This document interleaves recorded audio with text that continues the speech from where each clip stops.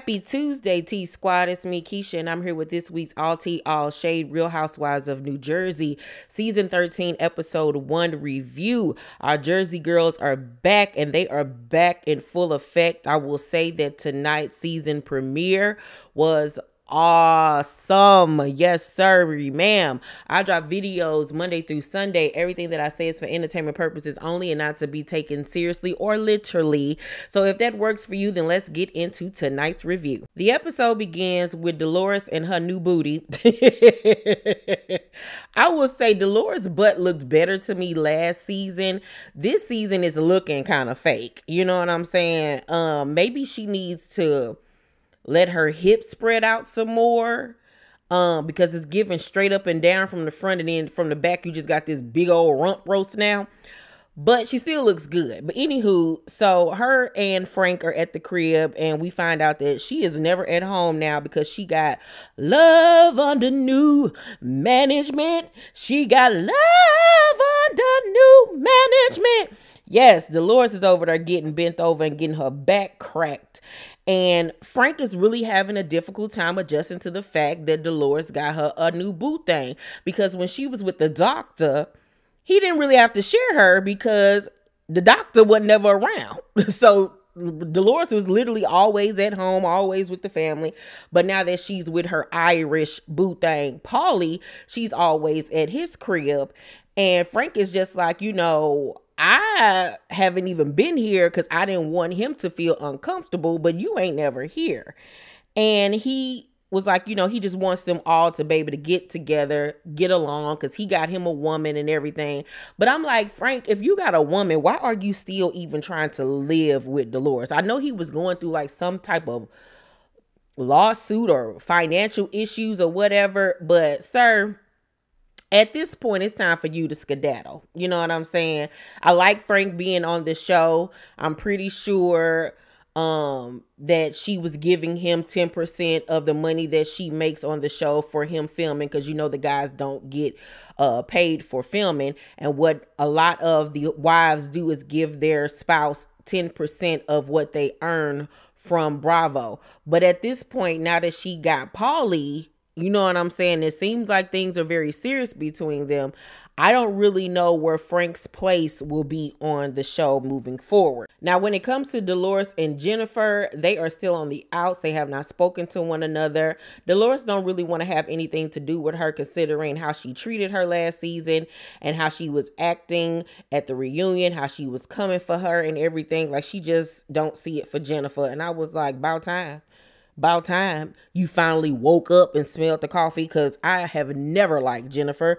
From Jennifer's first season being on this show, she has gotten on my everlasting nerves. If you don't remember, last season, Jennifer was saying that Dolores wasn't a good friend for her because she didn't get mad or side with her when it came to Margaret exposing the fact that Bill had cheated on Jennifer. Girl, okay. Then head over to Melissa and Joe's house. They're still trying to get their new home together. So they're in a rental property for the moment. And it's, you know, it's getting a little hectic. You know what I'm saying? Because school is about to start and Melissa wants to be in their new home. So Melissa has planned an 80s themed party to get everybody together. And Joe asked her, did she invite Teresa? And she was like, you know, I didn't want to leave anyone out. And Joe was like, well, you get left out. And I was like, and you better speak the truth and shame the devil. So we then find out that after filming the reunion, Melissa texted Teresa saying this: I'm just letting you know I'm truly fine with not being in the wedding. I don't want to bring it up again within our family. Moving forward, I wish you guys all the best. I'm not going to get mad at you for what Jennifer does, and you shouldn't get mad at me for what Margaret does. Good night. And I think that that was fair. I think that, you know, at this point, you can't expect anything from Teresa. Teresa expects everything from everybody, but does not give in return. So this was, for me, being more than compromising. Like, to me, this was really bending over backwards to try to keep the peace between them, because ain't no way if I was Melissa, I would have even sent that text. For me as a viewer who has watched every season of Jersey, I have felt like Teresa has been nothing but nasty to Joe and Melissa throughout the years, lying on them, trying to create chaos, trying to separate them. It is borderline weirdo behavior. It gives me low-key, you're in love with your brother. It's really weird. She then goes on to state that she never got a response from Teresa until 2 months later when they were about to start filming, and Teresa invited Melissa and Joe to her 50th birthday party, and Melissa responded back May 4th at 8:51 a.m. Teresa, I texted you driving home from the reunion and you never answered back until now.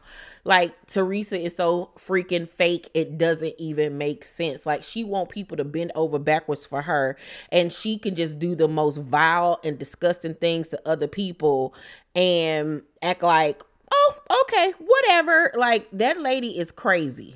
Joe is very upset with his sister, as anyone would be, especially at the reunion. You know, she said that she has her people now with Louis' family, basically saying she don't need them anymore.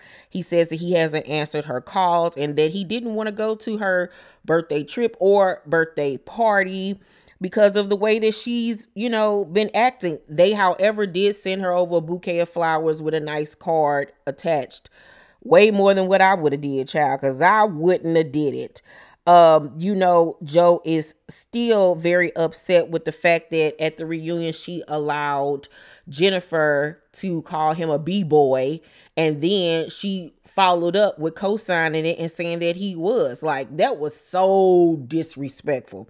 So disrespectful. Like, you sit up here and let these folks on this show say the absolute worst stuff about your brother and your sister-in-law, but then you have the nerve to expect for them to stick up for you at all costs when you never do the same for them. Like, make it make sense.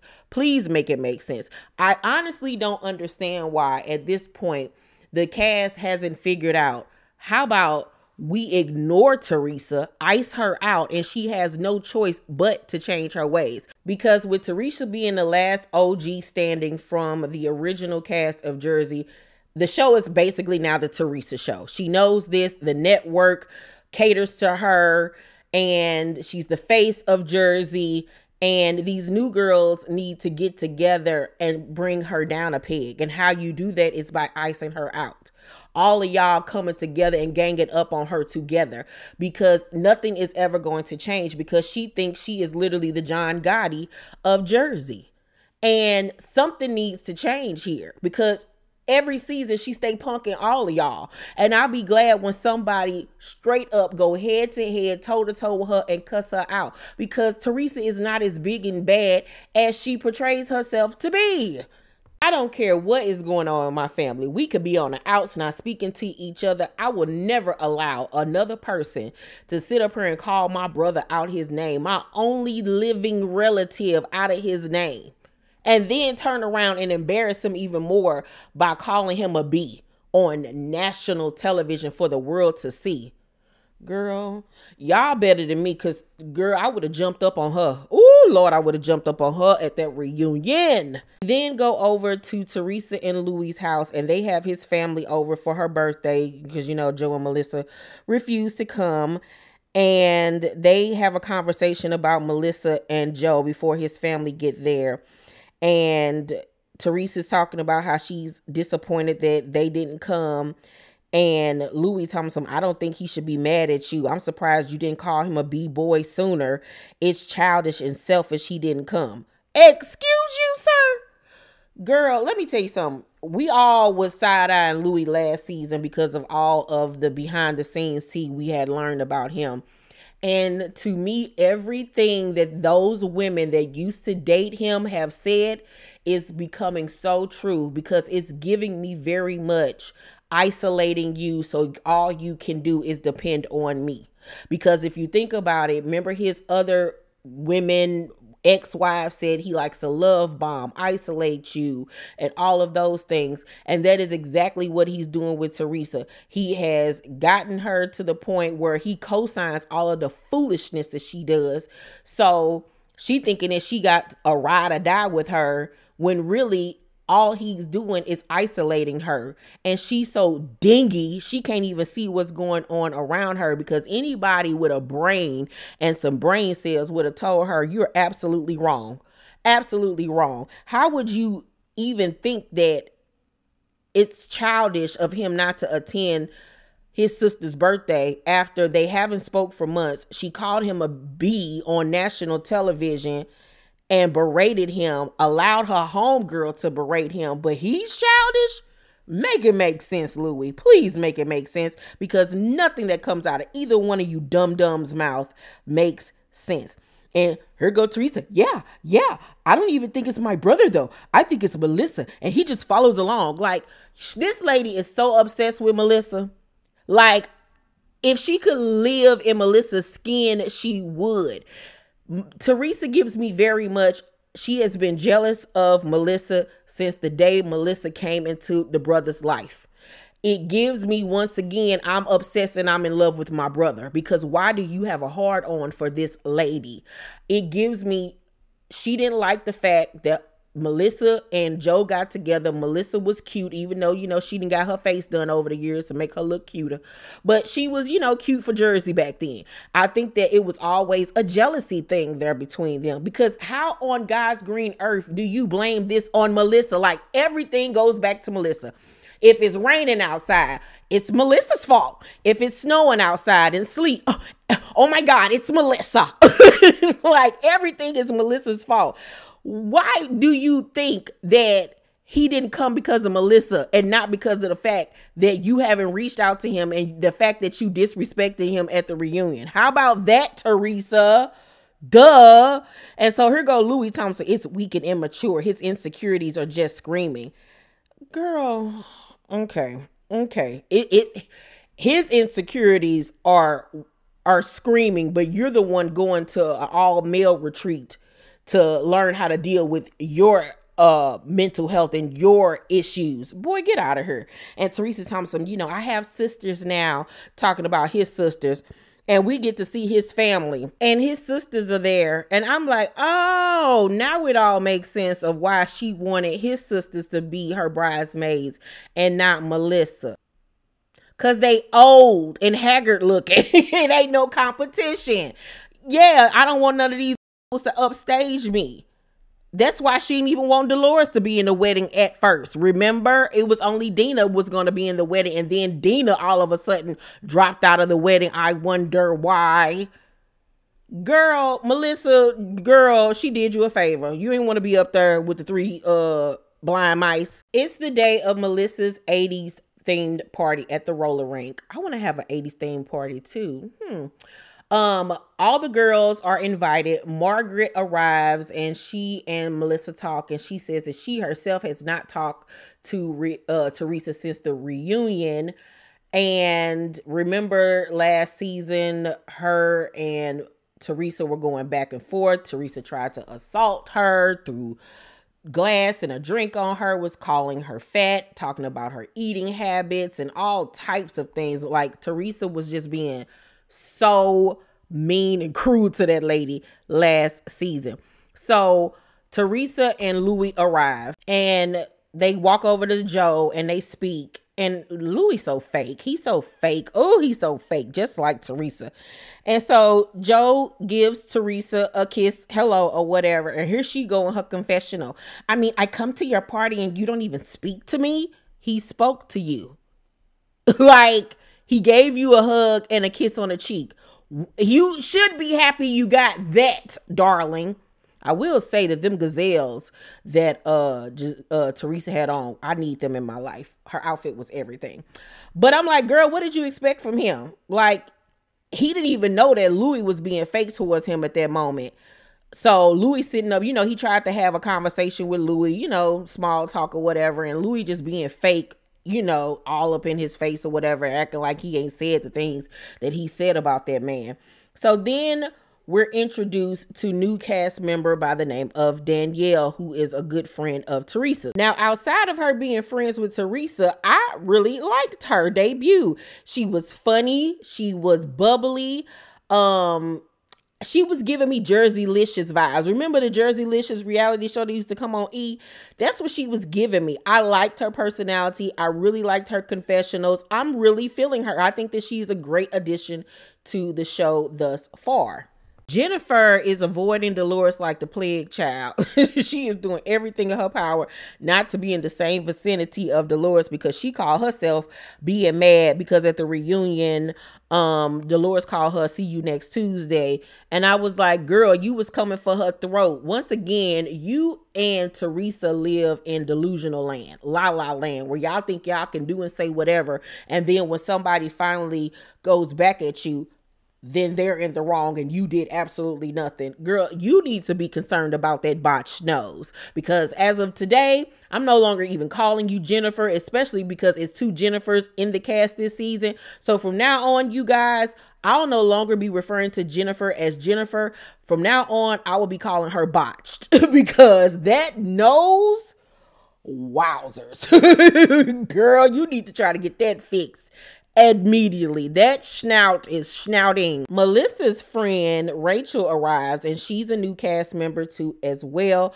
Their sons are best friends. She was born in 91. Don't nobody care, girl. Rolling my eyes at you. But so far, I like her. I like her. She seems fun. She seems like, you know, she'll stick up for herself. I'm still looking at her and, you know, trying to, you know, figure out her vibe. But so far in this episode, I really liked her. Dolores goes over to speak to Joe, and she sits down with him. Meanwhile, Frank is sitting right there as well. And Joe was like, you know, I can't wait to meet Paulie. I've heard such great things about him. And Frank was like, you better be loyal to me. And she was like, what? Like, Frank, stop. And Frank is really having a tough time with the fact that Dolores is, you know, serious about somebody. Like, his place in her life is really threatened, and that cracks me up, because we all know that when he had her, when they were married, he was cheating on her. So I think that she's honestly done him a disservice all these years for allowing him to have a place in her life without the title of husband, and that he's honestly like kind of taking advantage of that. You know, she's allowed to be happy and allowed to have her new man in her life, in her space, and around her friends. Like, nobody's trying to take your place, sir, but you trying to plant your flag and put your, you know, Peter Weeder on the table. Like, dude, chill out, calm down. So Frank was like, you know, look at, because Joe was trying to stick up for Dolores and was like, leave her alone. And Frank was like, he's all big and bad until it comes to his sister. Are you gonna speak? And he was like, I spoke to her. My sister made it very clear where we stand as a family, correct? And Dolores nods her head. And I was like, I agree. I'm like so happy that Dolores finally gives up something when it comes to holding Teresa accountable, because Teresa did you wrong last season too. Like, I don't understand these folks. Like, Teresa able to F over everybody on this show, and they just say that's Teresa and forgive her. Like, absolutely not, sir. But like, what do y'all want from this man? He has been trying with her, and every chance she gets, she stabs him in the back. Like, at this point, I honestly feel like they don't need to be around each other. They don't need to deal with each other. Let her go on over there and do what she need to do, and she gonna see that she got played again like she did with her first husband. Let her live her life. Let her do what she want to do. She's your big sister. She's a grown 50-year-old woman. You got to let her go at this point. And it might be healthier to not have a relationship with each other, because you can't have a relationship with a person like Teresa. You just simply cannot. We're then introduced to Margaret's friend, Jennifer, who I believe is the friend that's going to tell Teresa and them something about Margot talking about them or something like that. Like she gonna turn on Margaret at some point. So I'm already side-eyeing her. And anyway, she don't fit into me. She gives old lady. She was moving all slow. Looked like she got her AARP card in her pocket. Wasn't really feeling her. She didn't really make a big impact on me in this episode. I just don't feel like she fits in with the ladies. But we see her talking to Teresa, and she tells Teresa that, you know, Margaret was really upset over everything that happened last season. And Teresa was like, she's upset too because she doesn't like the way she handled everything. So Teresa then asks Margaret, can they talk? And she invites Margaret over to her house so they can sit down and have a conversation. And she tells her to bring her husband, Joe. Louis will be there. And Margaret is looking like, girl, what is going on? Are pigs flying? Like, are you trying to shank me? Do I need to be prepared? Like, Margaret is very caught off guard, but she agrees to come. Dolores then gathers all the girls, and when she does, Jennifer tries to walk away. She was like, no, come on back. You ain't got to walk away. Come on back. And that's when she lets the girls know that she's doing this sexy men's calendar for charity, and she wants all their husbands to participate. So Jennifer was like, is that all you have to say to me? And she was like, yeah.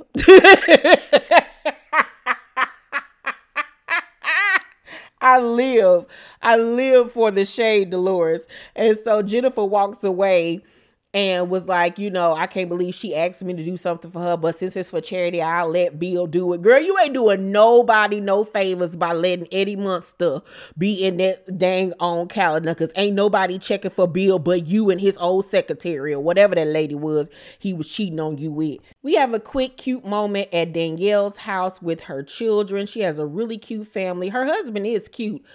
He kind of got man titties a little bit to me, but he cute, however. She said she met him in a club one night, and it's been, you know, fast-tracked ever since. They have 2 kids together, a son and a daughter. The little girl, Valentina, is funny. She reminds me of Melania when Melania was a little girl. As you can see in this picture, she was putting up the middle finger. She seems like she has very funny, rambunctious kids. I like her a lot. I like the flavor and the funness so far that Danielle is bringing to the show. Margaret, Joe, and her broke wrists go to Teresa and Louis' house. She, in fact, broke her wrist at the skating rink when she fell. I was like, Margaret, why would you get your old tail out there on that skating rink without one of them like wheelchair things they be pushing around? Girl, you is too old. We are too old. Because at this point in my life, and I'm only 41, if I fall, I ain't getting back up. I know my limitations in life at this point. So Teresa is expecting an apology from Margaret. And I'm like, of course you are, Teresa. So they get there, and Teresa's like, can you believe I'm living with 4 dogs? And Louis was like, she was like, I didn't know how I was going to do it, did I, Louis? And Louis was like, I didn't know how I was going to live with 5 girls. And Margaret was like, yeah, 5.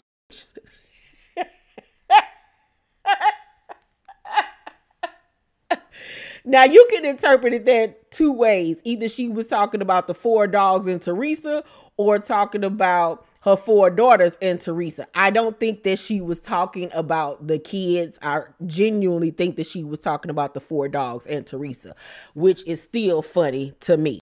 The whole joke went over Teresa's head because, you know, she don't even know what 1 + 1 is. So she goes on to explain how she was mad at Marge last season for bringing up the Louis stuff. And she was like, every day you were just bringing up stuff with Louis, and I just didn't like it. And I just wanted you to stop. And it was just making me mad. And Marge was like, you know, I just did it out of concern or whatever. And she was like, you know, you're a grudge holder. And Teresa's like, no, I'm not. I'm not a grudge holder, at least not anymore. So, Marge then brings up Melissa and Joe as an example. And I didn't feel like that was her place. This is where she lost me, because at the end of the day, that is not your family. Let them handle their own situations. You know what I'm saying? You should be there only to discuss what's going on between you two, not what's going on between her and her brother and her sister-in-law. I felt like she was overstepping her boundaries at that moment, and Teresa should have told her, you need to stay out of it. That's between me and my brother. You know what I'm saying? And I feel like Melissa and Joe need to tell her the same, like, stay out of it. I don't want to have all this he said, she said. This is between family. Let us figure this out. Let us work this out. And it was giving me messy. It was giving me very much messy. And like Marge was trying to stir the pot. And I did not like that at all. So Teresa brings up Melissa's text message from last season when Louis got mad and decided he didn't want to film, and Teresa left with him, and she texts Melissa saying, don't let anybody talk about Louis, and she told the cast what she texted her.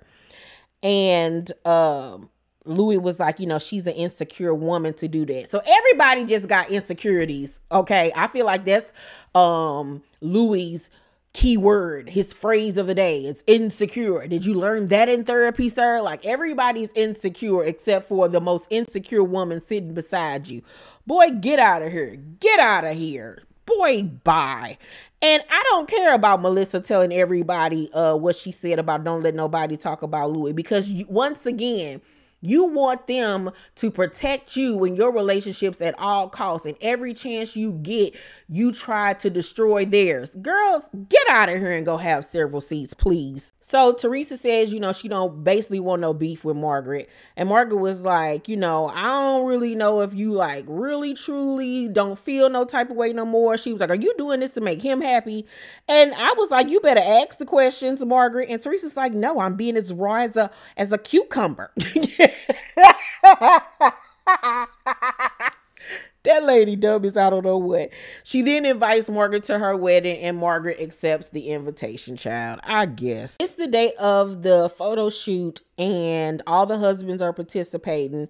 And Rachel's husband, who you see on the screen, she lets us know that her husband used to be a model back in the day, and this is one of his old modeling pics.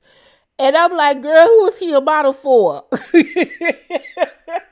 Sears? Girl, get out of here with this foolishness. Girl, bye. Teresa and Louis arrive, and, you know, Joe speaks to her, but he really don't have nothing for her. Like, he don't really want to be around her at this point. So, Margaret ends up telling Melissa and Joe what was said at Teresa's house about the whole text message thing from last season. And Joe was like, what did Louis say? And Margaret was like, he said Melissa was insecure. And Melissa was like, insecure? Like, what? So Margaret was like, are you going to say anything? And Melissa was like, no, I have nothing to prove. And she was like, yeah. See, this was giving me very much stirring the pot, and like you trying to start something, like you wanted them to argue, like you were creating an issue between them. I didn't like that, Margaret. And now I'm starting to look at you sideways like you trying to start stuff between people. And I don't like it. You too old and wrinkly for this foolishness. I'm keeping my eye on you this season. Like, I like you, Margaret, but I ain't got no problems not liking you, okay? But I'm starting to see what you up to, and I don't like it at all. We finally get a chance to meet Paulie. He arrives because he's going to do the photo shoot too. He a cool looking dude. You know, he looked like a meathead, a typical Jersey dude or whatever. You know, it's cute for her. We then go over to Botched having a conversation with the new girls, Rachel, Jennifer, and Danielle. And she's telling them how she's upset because Dolores hasn't spoken to her. And she was like, I did nothing to her. When she was with David, do you know how many times I could have said when a man is with you for 5 years and he still don't know? Guess what? It's a no. That's the answer. But I didn't say that. And they all like, well, you're saying it now. What? Like, and then you wonder why she ain't messing with you, because you keep on talking about her and being shady. Like, you are not nobody's friend. So they asked, you know, how did they get here? And Botched was like, last year, Margaret wanted to deem me a hypocrite because I was constantly coming after her about cheating while she says my husband was a cheater. And Rachel steps up and was like, well, I do think that's being hypocritical. You're married to someone who cheated on you, and you're literally chastising her for the same thing. And Botched was like, how's that hypocritical? How's that chastising somebody? You don't even know. You don't even know. Well, if she don't know, why are you talking to her about it? Botched, you can't even breathe through your nose. Girl, get out my face. So Botched was like, I just need to know if she cares. I just need to know. And then she fake crying. Girl, ooh, I just could not with her. So Rachel then goes over to Dolores and tells her, you know, that Jennifer is upset and all of this stuff. Dolores then overhears her talking about the situation to Melissa. So she goes over and asks Botch, can they have a one-on-one conversation? Melissa asks Rachel what happened between, you know, what she had told Dolores or whatever. And Jackie joins the conversation. So Rachel is explaining what was said. And she's looking at Melissa while she's talking because that's the person that asked her the question from what we've seen via editing. And we see Jackie say, excuse me, you haven't even looked at me once during this conversation. Like, and she was like, oh, I'm sorry. You know, it's just a lot going on. You know, I wasn't trying to be rude or anything. She was like, yeah, it's just, you know, impolite. Jackie, I love me some Jackie, but that was so unnecessary and uncalled for. She ain't got to look at you when she's trying to talk to somebody else. Like, I feel like you were trying to insert yourself for camera time because nothing was popping off with you because you're a friend of this season and you're trying to figure out your way back in. But that wasn't the way to go. I didn't like that at all. That was some mean girl type of energy, and you're better than that. At the end of the episode, Dolores and Botched have their one-on-one confrontation. They're going back and forth, and Dolores is like, look, we don't agree what a friend is. And Jennifer's like, we don't. I'm nice and you're not. Girl, where? You are the biggest bully ever. So Dolores is like, girl, no one has ever said anything nice about you. And Jenna was like, she's effing two-faced. And they arguing back and forth. All the other girls have, you know, surrounded them. And Bill is like, come on, stop. Like, he ain't got time for this. And mind you, Botched is sitting up there with a botched nose and a botched foot. Like, haven't you learned anything? So Dolores is like, you think I'm going to explain myself to this? And Botch was like, this, learn how to effing talk. I thought she was going to be nice, but she's being the see you next Tuesday that she always is. I learned that word from you, babe. As she's walking out the door. So Dolores was like, good, you should learn more from me. And Botch was like, I should, how to be a blunt and a effed up friend. F her. She looks like an old effing handbag. Baby, when she said Dolores looked like an old handbag, them fighting words. We ain't never gonna be friends again because that's how you been feeling about me. That's how you been feeling about me, baby. And when they asked her about it tonight on Watch What Happens Live, Dolores was like, I mean, it doesn't bother me. Girl, Dolores, you try to act like you so hard and tough, but you better not let no Jennifer aid and punk you this season. And then I hope that you ain't trying to work things out with her and be friends with her again. Girl, y'all dumb. And Jennifer is the last person to talk about anybody's looks because, girl, you and that new reindeer nose of yours ain't got a thing to say to nobody because you messed your face up. And out of all the girls on this show, you are not the cutest. So, girl, goodbye with that. Don't ever. Dolores look better than you on days that she ain't even trying to look better than you, okay? With her overly tan skin and all. Like, girl, please have several. Even in this scene, she's sitting up here with Beyonce wig on from Obsessed. Don't her hair look just like Beyonce's in the movie Obsessed, child? Oh my God. I don't know if this is her hair or a wig. Whatever it is atrocious. And she should have combed her hair before she left out the house that day. Goodbye, Jennifer. But seriously, overall, I'm going to give the season 13 premiere of The Real Housewives of New Jersey an A. The ladies know how to bring the drama. These Jersey girls know how to bring it. I thoroughly enjoyed this episode. Let me know what y'all thought about the episode down below in the comment section. You guys, make sure to thumbs up this video, like and subscribe, and hit that notification bell button. I love you guys, and I'll see you on the next video. Bye.